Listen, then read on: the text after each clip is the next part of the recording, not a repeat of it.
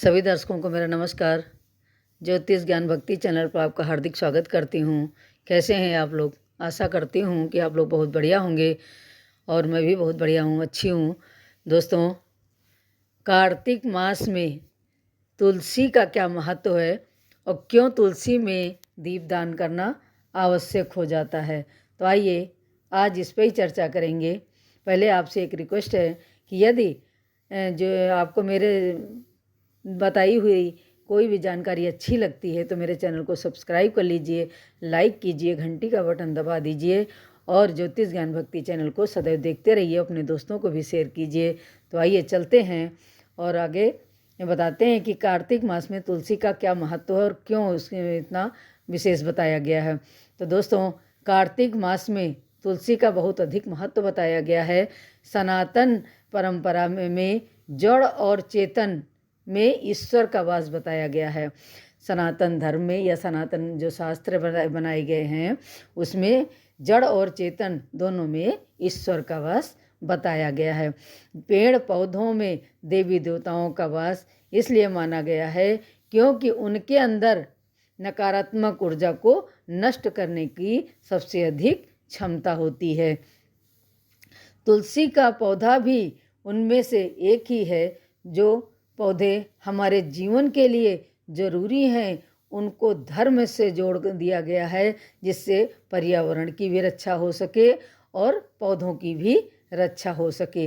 तो तुलसी के पौधे में अनेक प्रकार के दोस्तों औषधि गुण भी बताए गए हैं जो हमारे स्वास्थ्य की रक्षा करते हैं और हमें रोगों से भी बचाते हैं। तो शास्त्रों में और पुराणों में तुलसी को भगवान विष्णु की पत्नी कहा गया है। तुलसी का पौधा पूर्व जन्म में एक लड़की थी जिसका नाम वृंदा था। राक्षस कुल में उसका जन्म हुआ था। बचपन से ही वो भगवान विष्णु की उपासक थी। बड़े ही प्रेम भाव से भगवान विष्णु की सेवा किया करती थी। जब वो बड़ी हुई तब वृंदा का विवाह राक्षस कुल में दानवराज जलंधर के साथ हुआ हो गया। जलंधर समुद्र से उत्पन्न हुआ था। वृंदा बड़ी ही पतिव्रता स्त्री थी और सदा ही पति की सेवा में लीन रहती थी। एक बार देवताओं और दानवों में युद्ध हुआ। जब जलंधर युद्ध करने के लिए घर से जब महल से चला तब वृंदा ने कहा कि यदि आप युद्ध के लिए जा रहे हो तो आप जब तक युद्ध में रहेंगे तब तक मैं पूजा पर बैठकर आपके जीत की कामना के लिए अनुष्ठान करूंगी। तो जब तक आप वापस नहीं आ जाते हैं तब तक मैं अपना संकल्प नहीं छोड़ूंगी और ये अनुष्ठान करती रहूंगी। तो वृंदा के व्रत के प्रभाव से देवता जालंधर से युद्ध में परास्त होने लगे। तब सारे देवता विष्णु जी के पास गए। सब देवताओं ने विष्णु जी से प्रार्थना की। तब विष्णु जी बोले कि वृंदा मेरी परम भक्त है, मैं उसके साथ छल नहीं कर सकता हूँ। तब देवता बोले कि हे भगवान, दूसरा कोई उपाय नहीं है, आप हम सब की रक्षा कीजिए।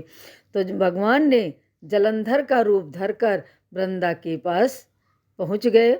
जैसे ही वृंदा ने अपने पति को देखा, मतलब भगवान विष्णु को जलंधर के रूप में देखा, तो वो तुरंत पूजा से उठकर उनके चरणों को स्पर्श कर लिया। जैसे ही वृंदा की पूजा भंग हुई तब युद्ध में देवताओं ने जलंधर को मार दिया और उसका सिर काटकर वृंदा के पास फेंक दिया। जब वृंदा ने देखा कि ये मेरे पति का सिर है तो भगवान से पूछा कि आप कौन हैं। भगवान विष्णु अपने असली रूप में आ गए।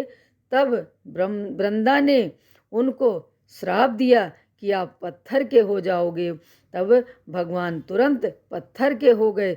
तभी से शालिग्राम की पूजा शिला के रूप में की जाने लगी।